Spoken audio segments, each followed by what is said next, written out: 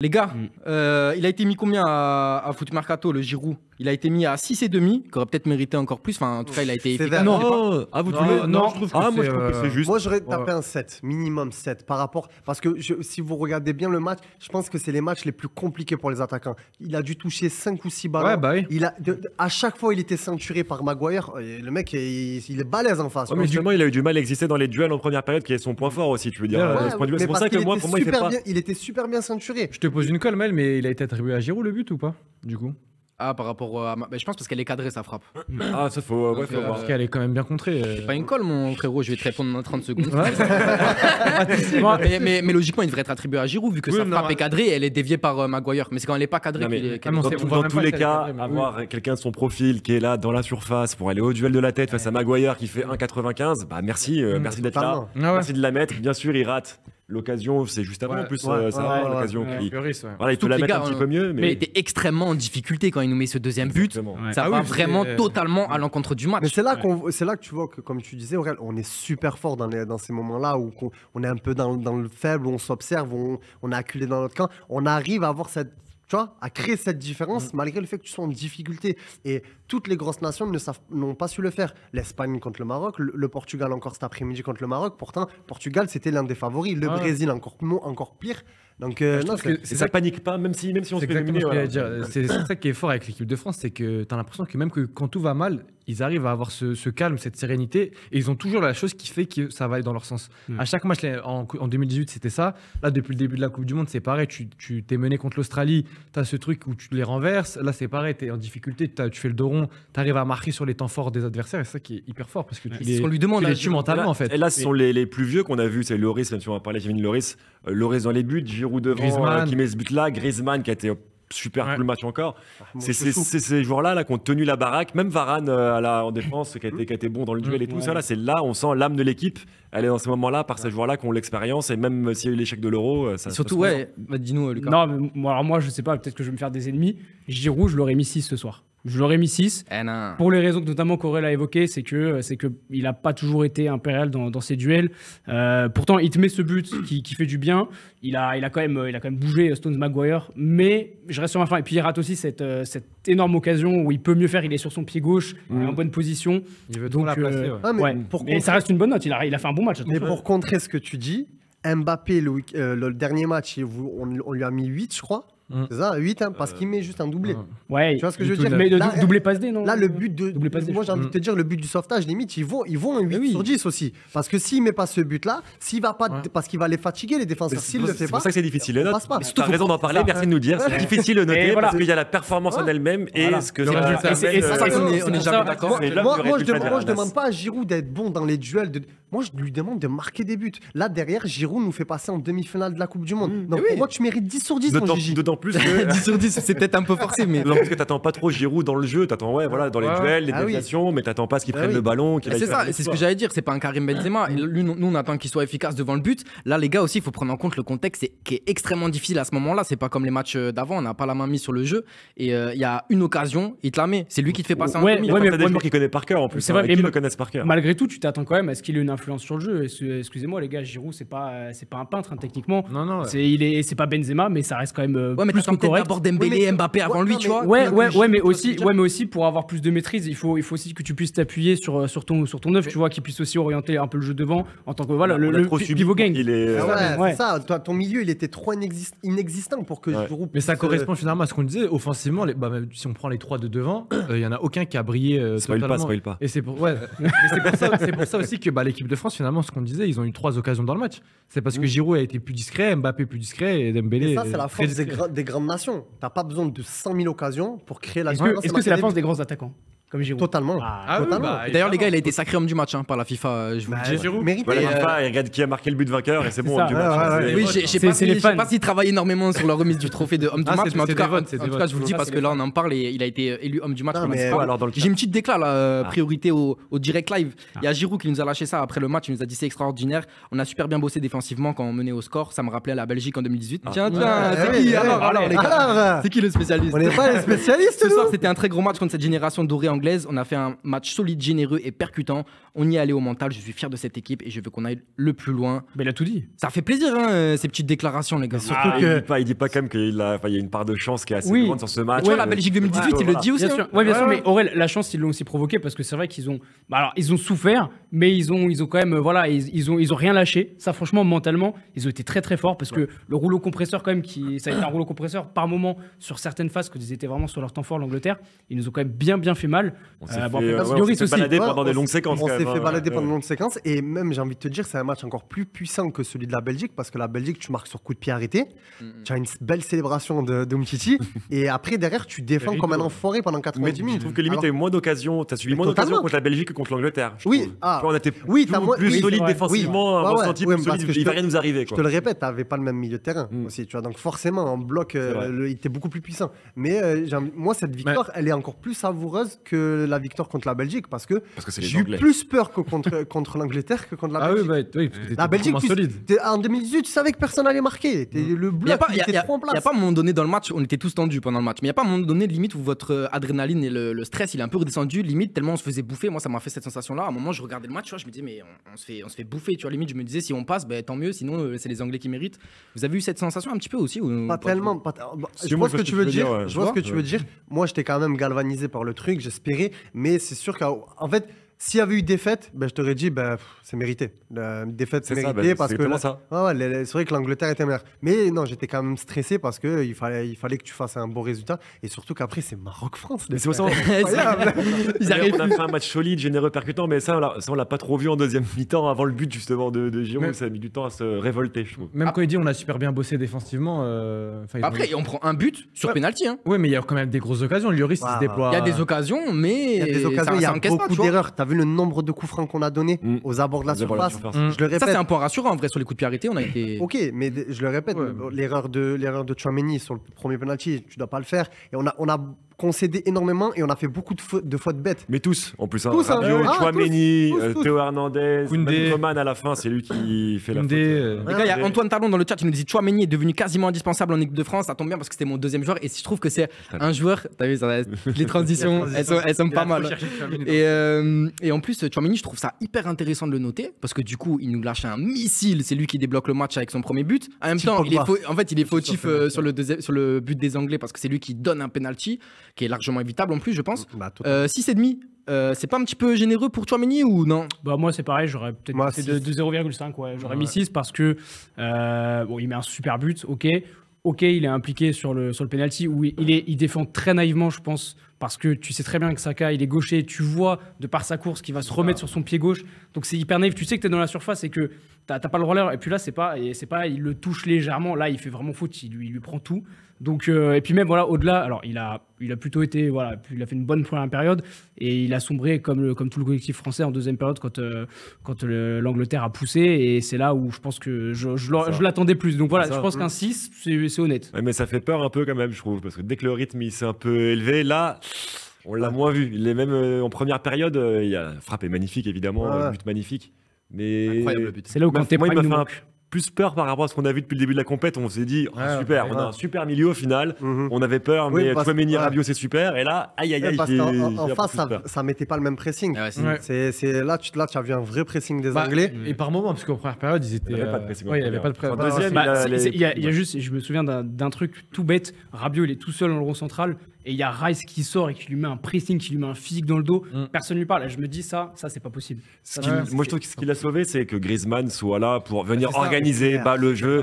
Franchement, ça l'a vraiment sauvé de fou sur les relances. Je suis trop content pour ça. Et surtout sur les relances, c'est important de le dire parce que tu sentais que quand l'équipe de France essayait de contre-attaquer, les transitions, Tchouaméni, il avait beaucoup de mal. Et tu regardais, c'était souvent Griezmann qui soit décrochait pour aller la faire toute seule, cette transition, soit c'est lui qui proposait parce que Rabiot était un peu trop long, etc. Et sur ça, Tchouaméni, il a un peu du mal à avoir le bon geste au bon moment pour lancer les contre-attaques. Après aussi, il faut prendre en compte qu'il est jeune.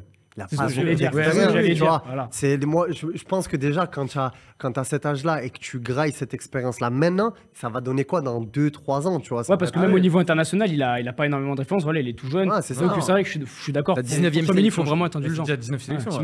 19 sélections, tu qualifies ton pays pour la demi-finale de Coupe du Monde, tu vois. C'est très très beau. Oui, il a largement contribué, puis il faut pas oublier les matchs qu'il y avait avant. Bien sûr. Si tu gagnes la Coupe du Monde, il y a un parcours dans son ensemble à prendre en compte. Il n'a pas été aidé d'un point de vue défensif parce que avec le pressing des Anglais, c'était hyper compliqué de gérer ça.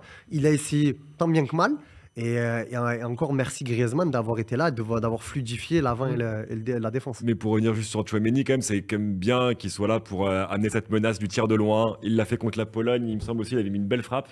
Et là, ça a planté. Mais voilà, c'est une menace supplémentaire. C'est appréciable en l'absence de Pogba de l'avoir malgré tout. C'est pas sa qualité première, en plus, les frappes du long de Tchouaméni. Là, ouais, mais ça c'est dur, moi. Mais ça montre. Moi, je trouve. Ouais, il en a déjà mis, mais c'est pas Monaco. Non, moi, je suis d'accord avec toi, Anif, mais ça montre comment il progresse parce qu'on le voit plus tenter. Et c'est là aussi où un Pogba nous fait aussi beaucoup bien parce qu'on sait que c'est une menace même de loin. Donc voilà, on a souvent comparé Pogba Tchouaméni. Sa frappe, elle rentre dans le top 3 début de la Coupe du Monde, non?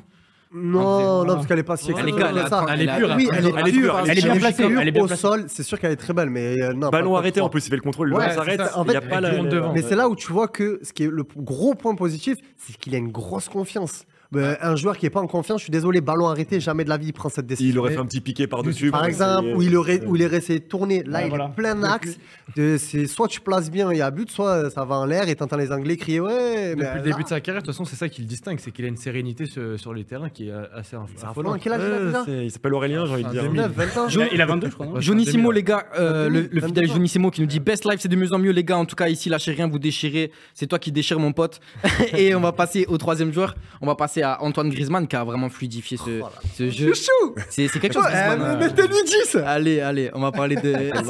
C'est votre homme du match ce soir, Griezmann? Oui, totalement. Moi, c'est mon homme du match. Vous êtes tous d'accord? C'est mon homme du match depuis le 8e. Ouais, je mettrais Lloris, moi.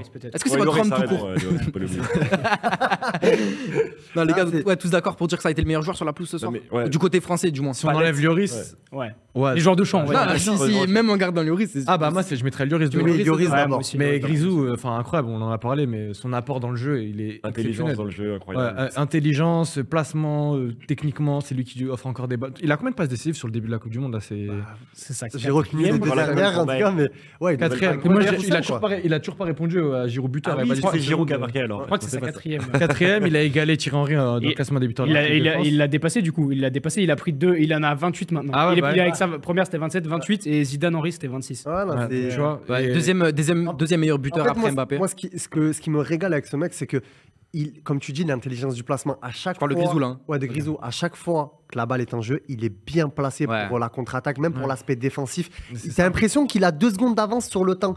Il sait que le ballon va aller dans ce secteur-là, donc il va se positionner là. Moi, je suis désolé, mais à la base, c'est un milieu 10 plus côté droit pour entrer pied gauche. Là, il se retrouve excentré côté gauche. Tu dis, qu'est-ce qu'il fait là-bas? Derrière, ça fait passe D pour Giroud. C'est ça qui est exceptionnel avec lui. C'est que le mec arrive à se placer au bon moment. Dans des actions où la France galérait, il disait, bon, les gars, c'est moi qui vais m'occuper de tout parce que vous êtes en difficulté. Il va partir à droite, je vais partir à gauche, il va faire la passe. C'est lui qui installe la sérénité en équipe de France. Ah oui, tu le vois. Il est là, il est acculé derrière défensivement. Tranquille, hop, je ressors, je vais changer l'autre côté. C'est très bien que le Tchoulismo est en lui, frère. C'est incroyable. Et ça se voit sur les fautes tactiques qu'il fait. Il a fait 2-3 fautes tactiques dans le match. Impeccable. Parfait, bon moment, bon timing. Voilà, impeccable. Et puis, ça confirme aussi qu'il est dans une forme physique étincelante parce que c'est pareil contre la Pologne, il était partout sur le terrain. Là encore une fois, il est partout. Il est à la récupération, il est les milieux, c'est lui qui est à la finition. Voilà, dans le dernier tiers, il est partout. Il vraiment joué 30 minutes par match depuis le début de saison avant l'achat du peut-être aussi, mais on voit aussi qu'il est monté en puissance. Ah oui, non, mais tu sens il est meilleur à chaque match. Il nous impressionne. Je pense qu'il doit se régaler en plus dans ce rôle-là.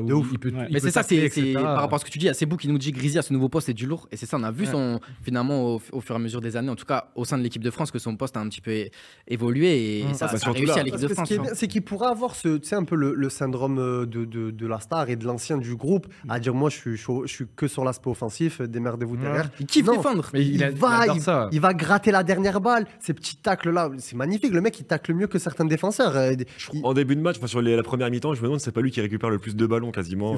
C'est fou de se dire ça. Sur les milieux, je parle. Mais le pire c'est que derrière il a un milieu relayeur. Non mais le pire c'est qu'il a la lucidité de savoir récupérer et de bien donner derrière. Tu vois, alors qu'il y en a certains qui savent récupérer et derrière la balle elle est un peu moyenne. Ça c'est techniquement c'est ce qu'il veut. Il peut faire ce qu'il veut. Sa capacité technique qui l'aide sur les transitions. Griezmann il nous a fait respirer avec ses sorties de balle, n'a pas pris, il fluidifie le jeu, il sait gérer les temps forts et les temps faibles, il a été top. Je pense que vraiment depuis le début de la compète, honnêtement sans Griezmann, on n'en est pas là. Ah oui, je pense clairement.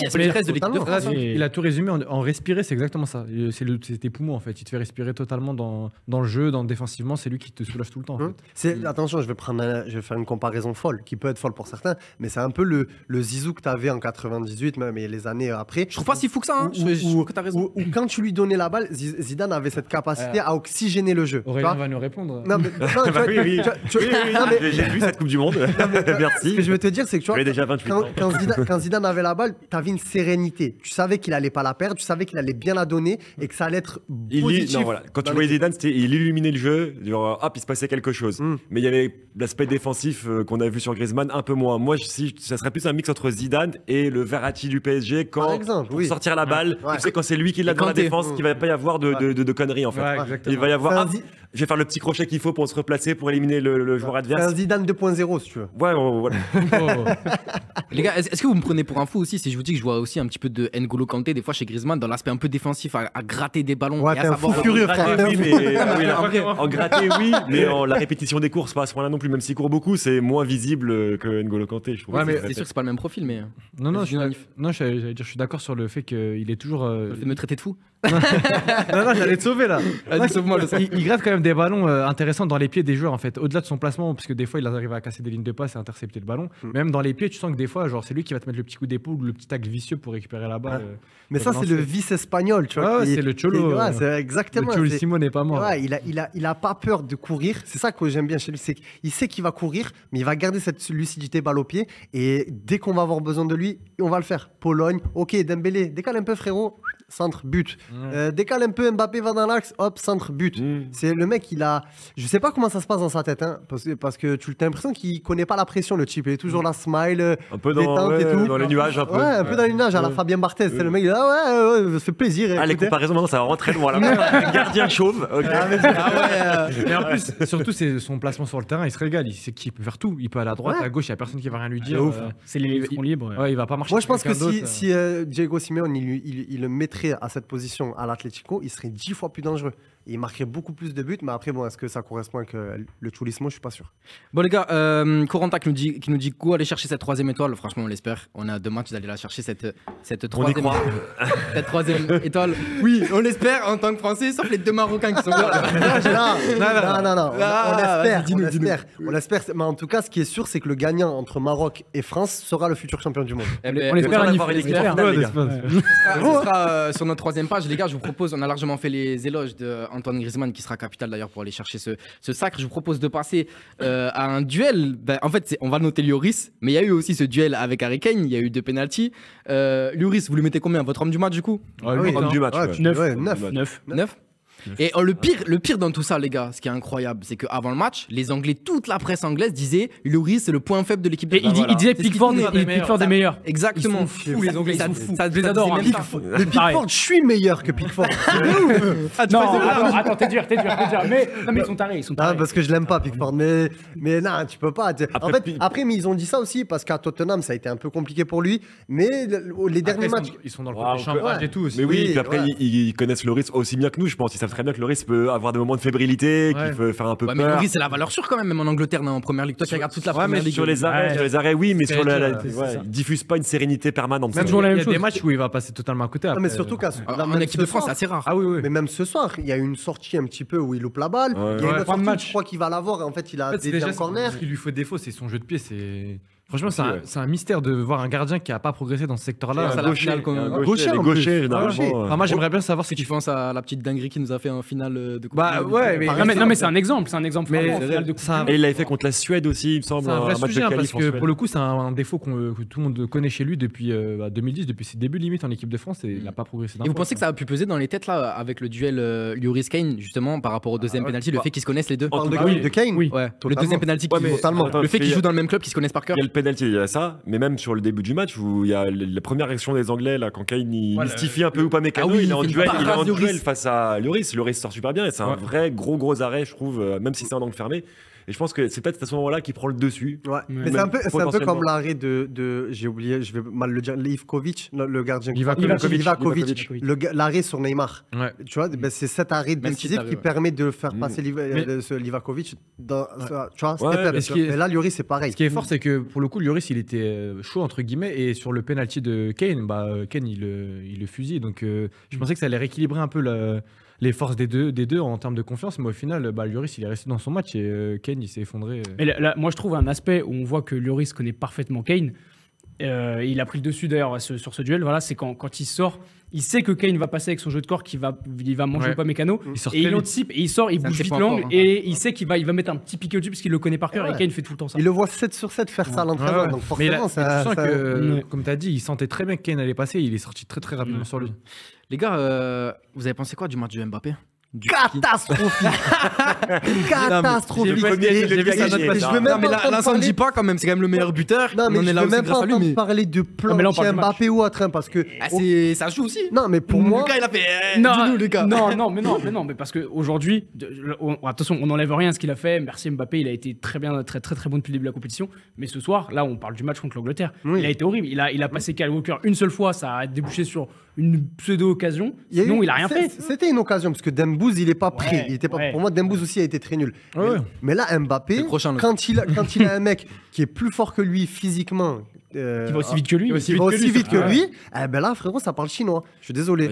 On est d'accord que le match de Mbappé ce soir, il se résume à une accélération. On est d'accord. Moi, c'est le seul souvenir que j'ai de Mbappé. Il s'est caché pour moi. Et il y a aussi la passe à un moment. Il aurait pu faire une passe décisive. Il y a Giroud qui la laisse passer. Il y a Dembélé qui la loupe. C'est la seule fois. C'est sur la même accélération. C'est la seule accélération qu'il a pas pris. Il s'est caché. Pour moi, il s'est caché. Même il a très peu demandé en profondeur. Même quand les Anglais jouaient haut, il a jamais tenté de faire un appel tranchant, en venant un peu dans l'axe, etc. Ça me fume la photo parce qu'on dirait qu'ils sont tellement rapides que.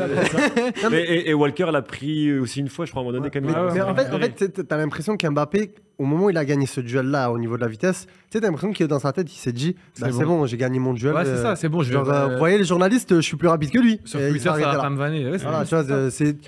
En fait, ce qui est fou, parce que c'est le football 2022, c'est Twitter, c'est tout ce que tu veux. Tu sais, les joueurs, j'ai l'impression qu'ils ont plus peur de se faire déchirer au niveau de la presse, etc. Et du coup, ils prennent plus de risques. Mais c'est un vrai sujet. Mais en plus, tu as Méni, je me rappelle, dans une interview, il l'avait dit que après les matchs, ils allaient sur les réseaux sociaux, etc. Et des fois, ils pensaient à ce qu'ils allaient. Pendant le match, ils se disaient, ouais, là, ça doit me détruire sur les réseaux. Donc, c'est un vrai sujet. Mais après, là, sur Mbappé, moi, ce qui m'a gêné, c'est que c'est le monde. D'habitude, c'est quelqu'un qui tente beaucoup.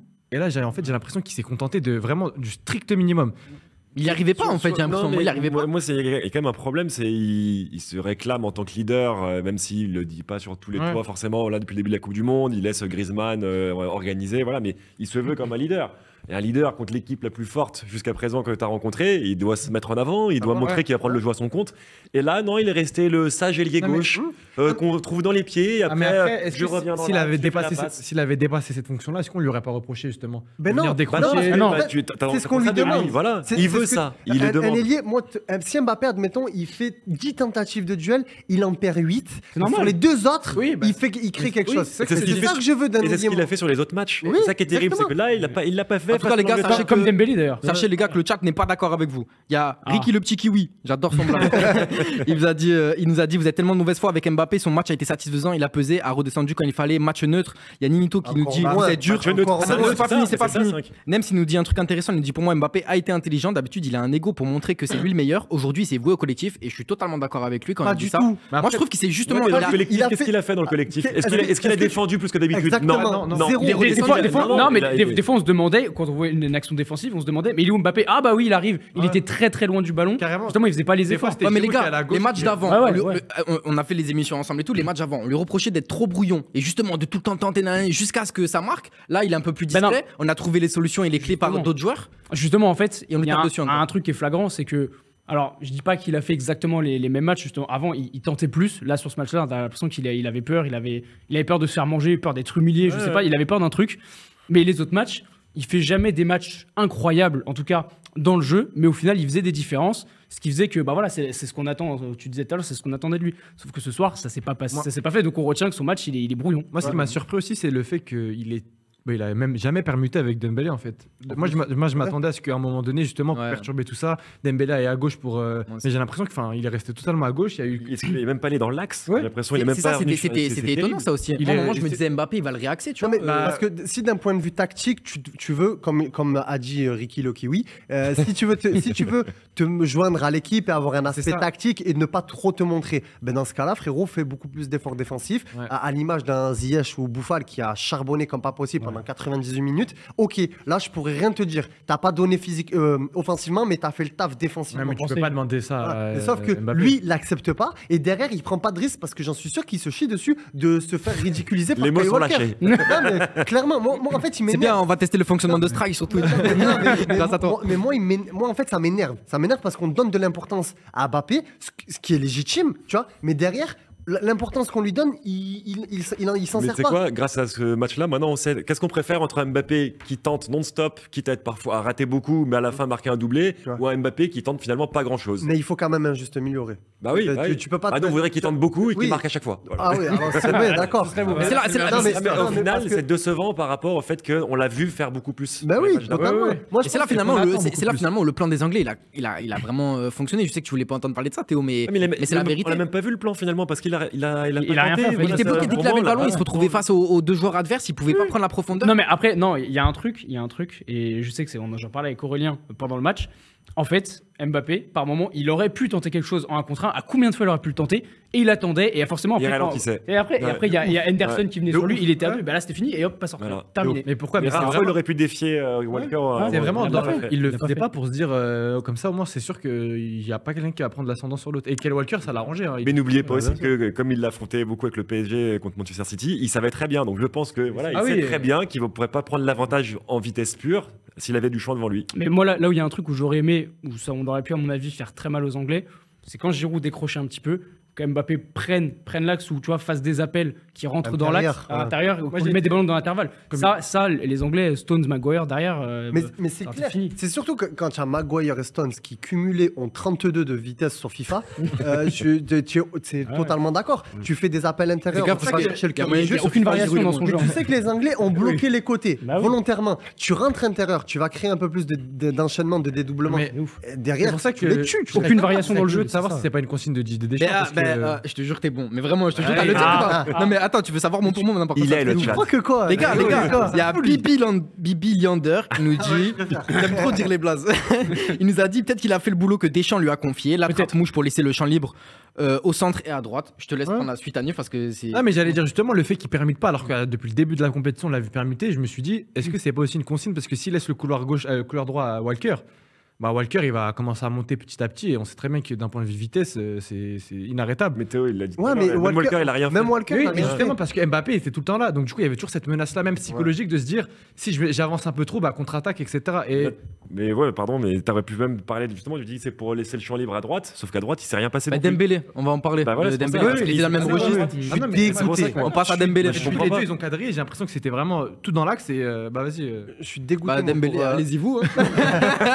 Comment ça, vas-y. Moi, en vrai, la prestation de Dembélé, je suis dégoûté parce que je pense que ça aurait dû être ce match où il aurait pu montrer quelque chose. Vraiment. 5,5, c'est vraiment très gentil. J'aurais mis moins. Ouais, j'aurais mis moins. Non, mais là, typiquement, on se qualifie, 5,5. On se qualifie pas, il a 2,5. Bien sûr. Je sais pas si vous êtes d'accord dans le chat. Dites-nous à combien vous aurez mis à Dembélé, vous. Il a fait un nombre d'erreurs techniques. Non, beaucoup d'erreurs techniques. Genre la balle qui vient, il loupe le contrôle, la balle part. Ça, c'est j'ai plus le mot. Bref, ça prouve qu'il n'était pas dedans. Il n'était pas concentré à 100%. Les prises de décision, elles n'étaient pas hyper bonnes. Plein de fois, il avait l'occasion de centrer, comme il a pu le faire sur le but de Mbappé face à l'Australie. Plein de fois, il a fait. Non, il avait un peu ces petits trucs qu'il avait au Barça, à vouloir rentrer, à vouloir chercher le duel. Mais même dur. Mais encore pas tant que ça, finalement. Et moi, ce qui m'a déçu, c'est de le voir jamais quasiment provoquer en duel Luke Shaw, qui est quand même rapide, mais pas aussi rapide que Walker. Ils ont fait le même match. Ils ont fait le même match. Ouais, voilà. Un peu caché. Un peu, non, j'y vais pas. Qu'est-ce que je fais? Mais quand tu dis ça, j'ai l'impression que c'est presque la volonté des joueurs. Mais finalement, c'est parce qu'ils ont été quadrillés par les défenseurs. Mais moi, j'ai l'impression qu'ils n'y arrivaient pas. Tu vois, c'était inoffensif. Techniquement, Dembélé, il a été très très très en dessous de son niveau d'habitude.